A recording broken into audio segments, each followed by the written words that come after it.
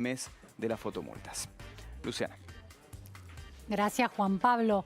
Otra noticia que surgió del Festival Nacional de Doma y Folclore de Jesús María, además de la reacción del público ante la lectura de la carta del presidente Alberto Fernández, fue la muerte de un jinete aplastado por un caballo, un jinete de 40 años, Norberto Cosuta, y llama la atención la persistencia de tradiciones como este tipo de festivales. Vamos a tratar de entender a la Argentina gaucha con un experto en esta historia, Matías Casas. Muy buenas tardes, Matías, gracias por estar aquí. Gracias. Matías es doctor en historia, autor de Las metamorfosis del gaucho, círculos criollos, tradicionalistas y política en la provincia de Buenos Aires, 1930-1960. Interesante la idea de que el gaucho es una construcción disputada por distintas miradas políticas y tradiciones. ¿Cómo es esto, Matías? Efectivamente, digamos que no solo por miradas políticas, sino también por instituciones, por diferentes sectores de la sociedad, que a lo largo del siglo XX fueron disputando los sentidos del gaucho, digamos, cuáles fueron las características esenciales de esa figura, los atributos, los valores, y eso generó fuertes polémicas a lo largo de todo el siglo. Entonces, ¿qué sentidos se sintetizan, y contradictorios también esos sentidos, en la figura del gaucho? Sin duda, para arrancar diríamos que el primero de los sentidos otorgados tenía que ver con un carácter levantisco, rebelde. Claro.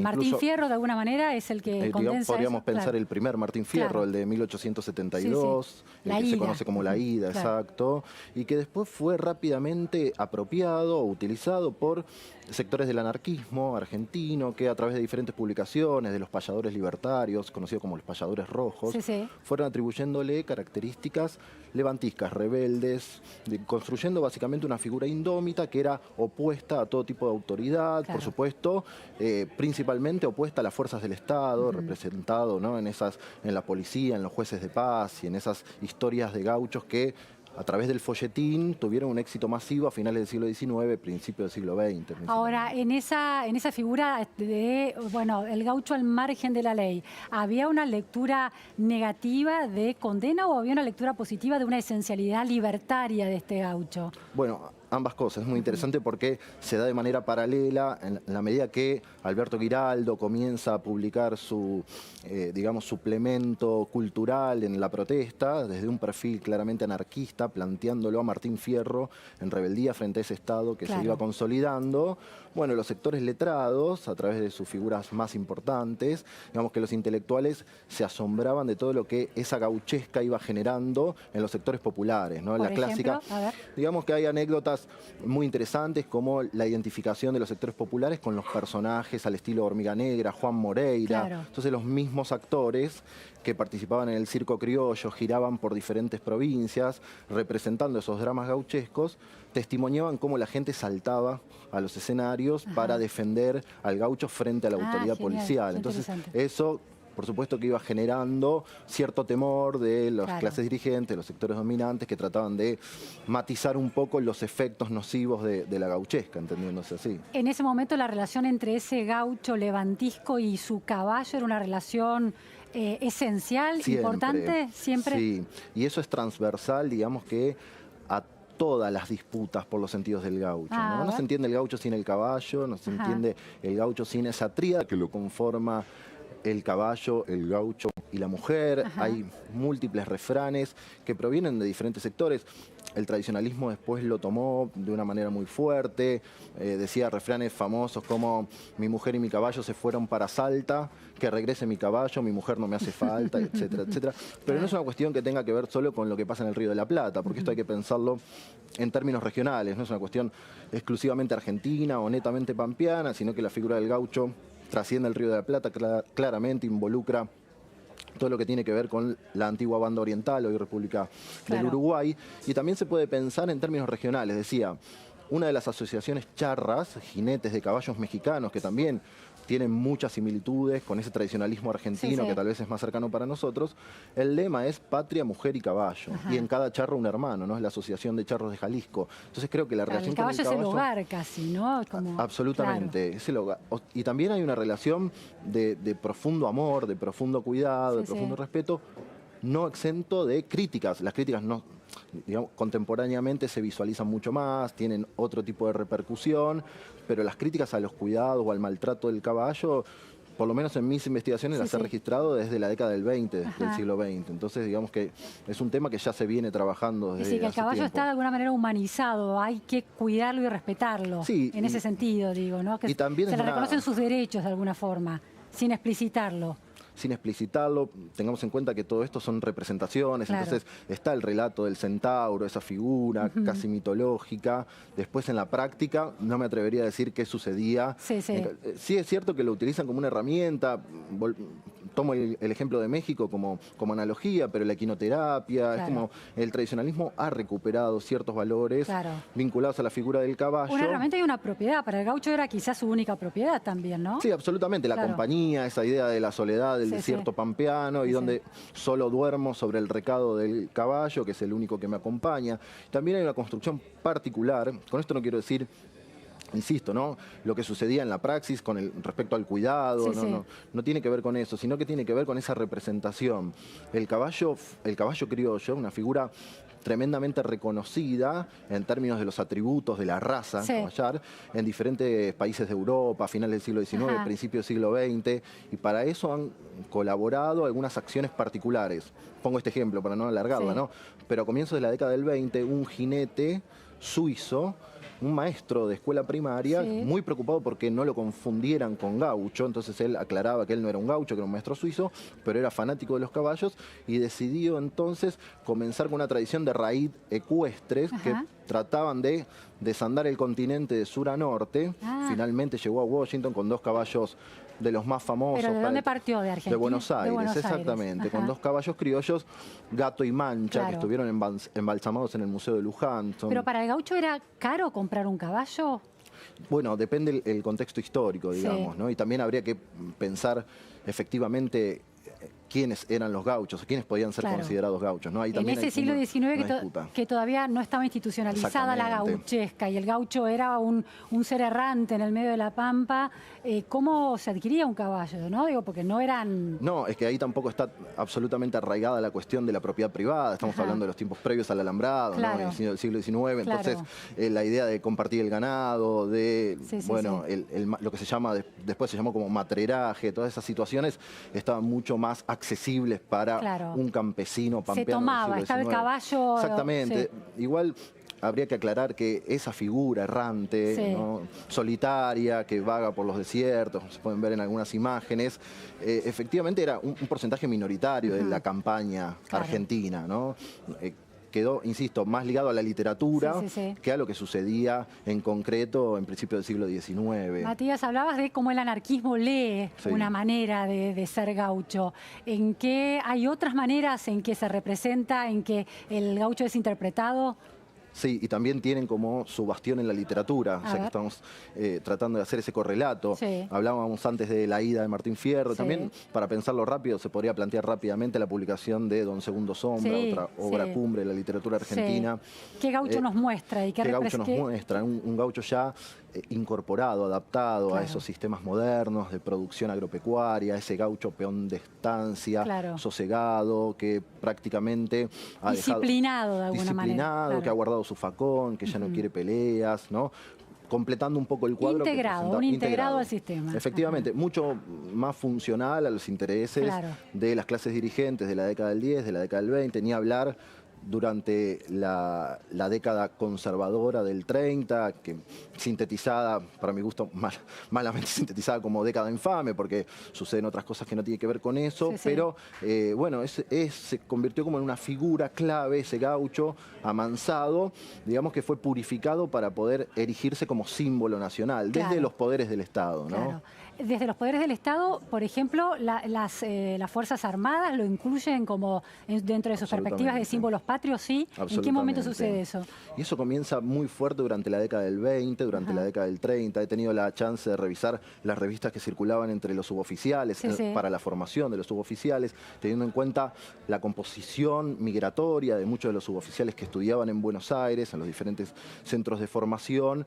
Digamos que la figura del gaucho era como un conector, un vector con ese mundo rural. Se podían identificar un poco. Absolutamente, pero también y eso era lo más llamativo, lo que trato de revisitar ahí en alguna de las investigaciones, también, aparte de identificarse, se podían modelar disciplinariamente, aunque sea muy forzoso, ¿no? Pero en esa figura del gaucho... Había una educación sentimental, social sentimental posible. sobre la patria, pero también sobre la disciplina militar. Claro. Algo parecido sucedió con la Iglesia Católica, tratando de, bueno, convertirlo en un fiel devoto, cristiano, ¿no? Religioso. De ahí deriva, Matías, un efecto de interpretación y de lectura que se sucede en los siglos, en las décadas posteriores y llega al presente de el mundo gauchesco, el mundo de las tradiciones. ¿Se queda identificado con la derecha conservadora? ¿Hay algo de eso? Algo de eso claramente hay. Digamos que es lo más sencillo de percibir. No quiere decir que no haya intersticios por donde se filtran lecturas levantiscas aún, indómitas de la figura del gaucho, pero es cierto que desde la década del 30, incluso con la institución de la efeméride, ¿no? Desde finales de la década del 30 se celebra primero en Buenos Aires y después en Argentina el Día de la Tradición, que bueno, hoy es muy conocido. ¿Con qué presidente fue eso? ¿Cómo se llega a fijar un Día de la Tradición? ¿Qué quería decir eso?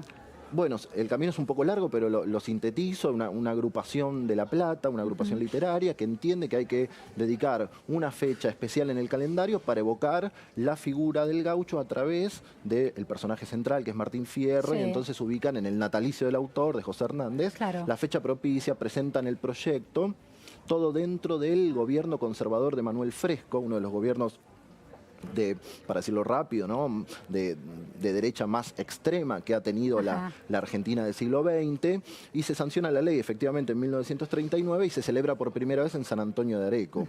Pero volviendo a esta idea del campo-ciudad, rápidamente en 1940 la fiesta cambia de sede y va a celebrarse en la ciudad de La Plata, la ciudad moderna, la urbe, citadina, educadora, universitaria, recibe al gaucho para purificarse de ese cosmopolitismo, de esos...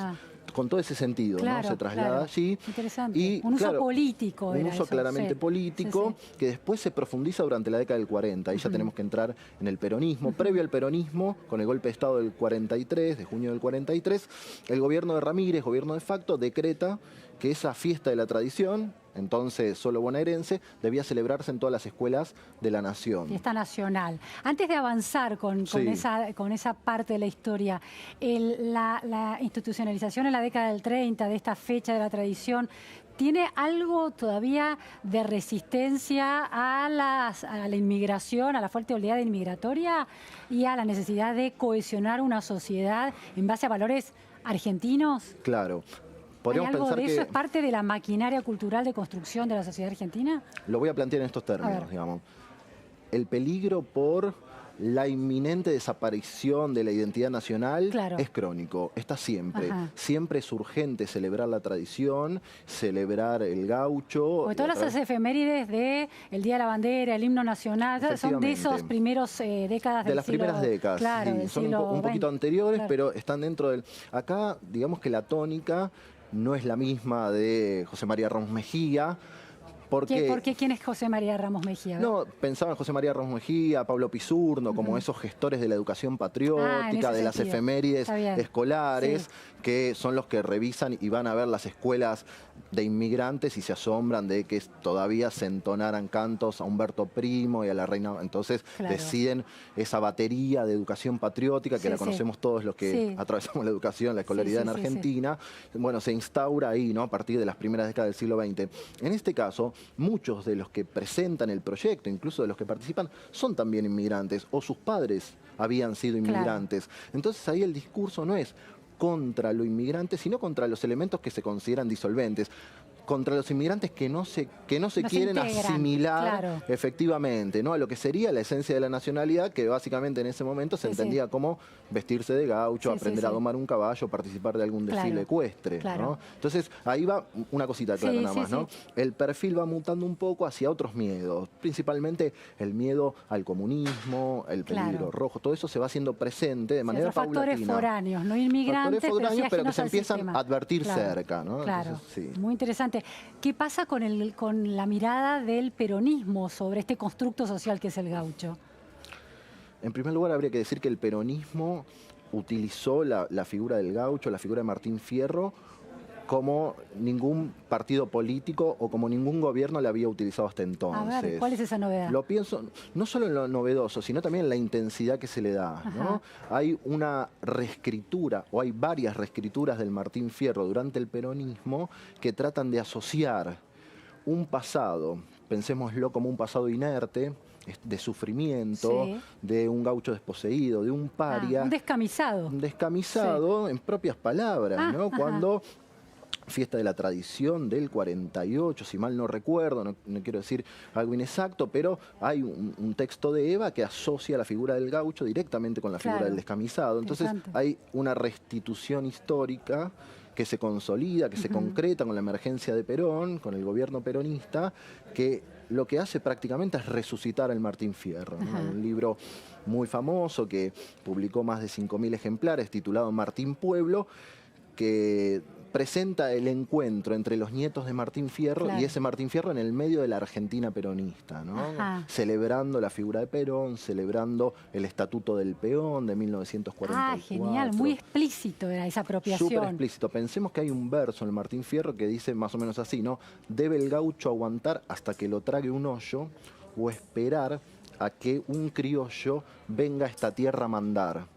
Entonces, Perón es ese criollo. Absolutamente, sin ningún tipo de duda. Perón es el primer tradicionalista de la patria. Así lo celebra la Fiesta de la Tradición de 1954. Que es lo que propongo como la idea de peronización de la Fiesta de la Tradición, donde de celebrarse a José Hernández y al gaucho, se pasa en el 54 a celebrar en primer lugar a Perón, junto con José Hernández y con Martín Fierro y el gaucho. Y finalmente, Matías, ¿cómo se traslada esa apropiación a otra apropiación? En la dictadura recuerdo, yo vivía en el interior, que el tema del gaucho, la gauchesca, las tradiciones de los círculos tradicionalistas, la doma, todo este tipo de cosas en la enseñanza del folclore estaba muy instalado en la Argentina, en la educación pública y en las fiestas patrias. ¿Por qué las dictaduras se apropian de esta figura y en virtud de qué? Sí, pensémoslo en estos términos, ¿no? La dictadura del 66 de Onganía, o mismo seguramente todos recuerdan el gauchito mundialito, ¿no? Como emblema del mundial, mascota del Mundial 78, ¿no? Disputado aquí en Argentina. Entonces, para ese punto hay que pensar que el gaucho ya ha sido consolidado como un símbolo nacional y que, como todo símbolo nacional, cualquier gobierno, sea el gobierno de Ilia o una dictadura militar, o mismo el menemismo después, va a intentar usufructuar, ¿no? lo que ese símbolo puede aportar a sus intereses de turno. En ese caso, ¿qué es lo que aporta el gaucho? La idea de la criollidad, digamos que... De la pureza. De la pureza, pero sobre todo del arraigo, del terruño, de lo telúrico. Esta idea de que defender los intereses nacionales necesariamente conllevan una sobreexposición de la figura del gaucho, que detrás de eso, por supuesto, hay intereses comerciales, hay industrias culturales metidas, e intereses ideológicos particulares, pero pensándolo en grandes rasgos, lo que habría que aclarar es que, bueno, incluso durante tiempos de la dictadura, no solo sucedía eso, sino que también lo que se conoce como el cancionero latinoamericano, o los movimientos políticos que optaron por la lucha armada en la fines de la década del 60, principios de la década del 70, también recuperaron esa imagen levantisca del gaucho. El poncho también, ¿no? Exactamente, el poncho, el tercer peronismo con la película del Grupo Cine Liberación, Los hijos de Martín Fierro. Entonces, esa disputa permanece, yo creo que hasta nuestros días. Y finalmente, la doma, ¿cuándo se institucionaliza? Como un festival a ser mirado y no solo como una práctica cotidiana, porque había que, bueno, domar a un caballo que iba a ser un elemento, un ser esencial en la vida del gaucho. Sí, hay que pensar rápidamente un proceso de transición, ¿no? Todos estos festivales secuestros, algunos son de la década del 60, los más famosos que tenemos de manera actual, que se celebran la mayoría en la provincia de Córdoba, pero anteriormente a eso, con estas fiestas de la tradición, cuando son recuperadas por el Estado, son de alguna manera recetadas, performadas desde arriba hacia abajo, porque presentan el reglamento de lo que se puede hacer, protocolizadas, cómo se puede ir vestido, cómo no se puede ir vestido, cómo tiene que ser el desfile, quiénes tienen que participar del desfile. Bueno, como eran las fiestas patrias, ¿no? Es una fiesta pedagógica que enseñan a los que participan cuál es su rol dentro de esa sociedad. Entonces, vinculado a la doma particularmente, son prácticas que vienen ya institucionalizadas desde las primeras décadas del siglo XX. Ahí lo que me parece que lo que hay que pensar es el impacto que tienen estas celebraciones en la sociedad, porque no solo convocan a un sector social o a una ideología, son fiestas populares. Eso es lo que a veces me parece que no se llega a percibir, ¿no? No son fiestas de la derecha o no eran fiestas que solo convocaban a los peronistas, sino que eran transversales. De los vecinos, del pueblo, del lugar. Sí, Muchísimas gracias, Matías. Súper interesante. Hemos aprendido un montón. Muchísimas gracias realmente. Gracias. Hemos llegado al final de la repregunta Noticias a Fondo con los temas del día, los temas que importan y las entrevistas claves en profundidad. No se vayan, sigue Noticia y Media con Mariana Arias. Hasta mañana.